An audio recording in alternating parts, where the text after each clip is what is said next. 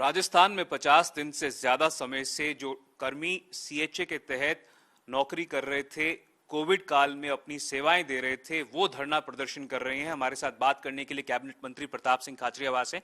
खाचरियावास जी, सरकार इन लोगों की दशा को क्यों नहीं देख रही है, क्यों उनकी बात को नहीं सुन रही है? इनका कहना है कि जब हमने अपनी जान की चिंता किए बिना कोविड काल में अपनी सेवाएं दी, सरकार हमें कैसे हटा सकती है? नो डाउट, इसमें कोई दोहराई नहीं कि सीएचए के लोगों को आंदोलन करते 55 दिन हो गए और हम खुद उनके साथ सिंपैथी रखते हैं। बजट घोषणा में मुख्यमंत्री जी ने इन्हीं को लेकर बड़ी घोषणा की और ये कम्युनिकेशन गैप दोनों में चल रहा है और उसमें भी ये बिल्कुल सुरक्षित है, जितना पैसा इनको मिल रहा है उतना ही मिलेगा। खुद मुख्यमंत्री जी ने कई बार चिंता व्यक्त की कैबिनेट में भी कि सीएचए का धरना उठना चाहिए। उसके लिए उन्होंने हम लोगों को भी कहा, मेरी भी बातचीत हुई, कल भी मैंने सेक्रेटरी सीएम कुलदीप राका जी से बात की थी।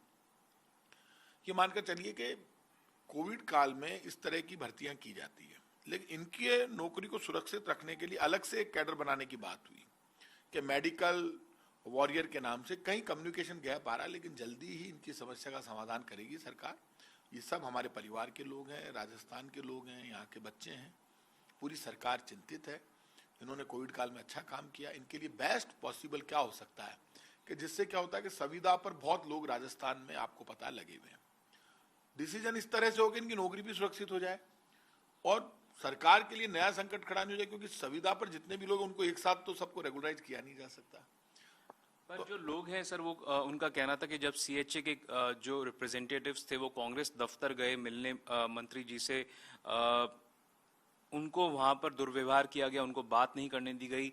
उस समय साले मोहम्मद मौजूद थे वहां पर जो सारा कवायद है, उनका कहना है कि सरकार की संवेदनहीनता दिखाई देती है कि किस तरह से इतने दिन बीत जाने के बावजूद धूप में शहीद स्मारक पर वो लोग धरना प्रदर्शन कर रहे हैं, पर सरकार उनकी बात को ठीक ढंग से सुन नहीं रही। मैं रोज यहाँ जन सुनवाई करता हूँ घर पे, वो मेरे से मिल के गए हैं, यहाँ इसी रूम में बैठ के मीटिंग करके गए मेरे साथ। और संवादहीनता तो नहीं है, लेकिन वो पीसीसी दफ्तर में गए, क्या कंट्रोवर्सी हुई, क्या बात हुई, कई बार बात होगी। मेरा ये मानना है कि इसमें जल्दी रास्ता कोई निकालेंगे और कहीं ना कहीं कम्युनिकेशन गैप है। लेकिन सीएचए के इश्यू को लेकर मैं इतना कह सकता हूँ कि सीएम और हम सब गंभीर है और इस मामले में आपको जल्दी रिजल्ट नजर आएगा।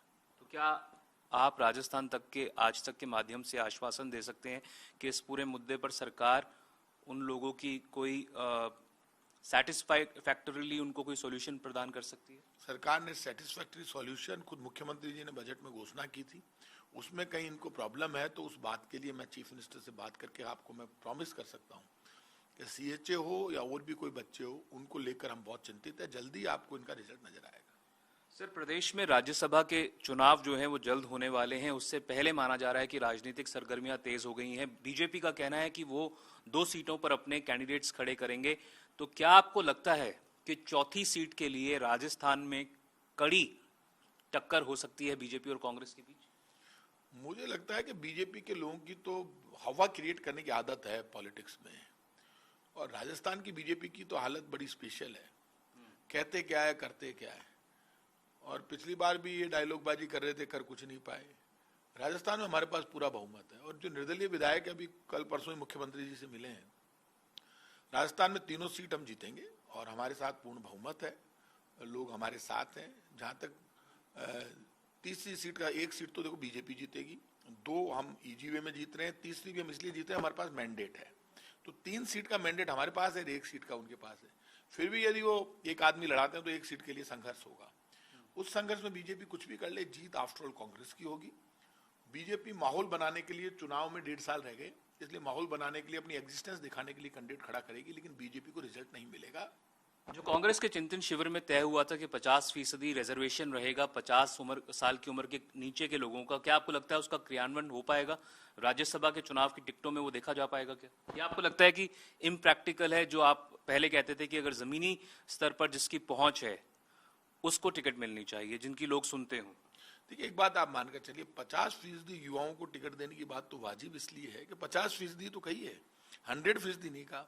तो ऐसे में 50% टिकट यूथ को मिले और बाकी में सबका दावा। तो ऐसे में कांग्रेस नई रणनीति के साथ, नई सोच के साथ, नए जोश के साथ मैदान में उतर रही है। खुद राहुल गांधी जी ने कहा कि हमें पब्लिक के बीच में जाना होगा और ये चुनौती का दौर है। देश के सामने चुनौती है, कांग्रेस के सामने चुनौती है। यदि कांग्रेस कमजोर होती है तो देश कमजोर होगा।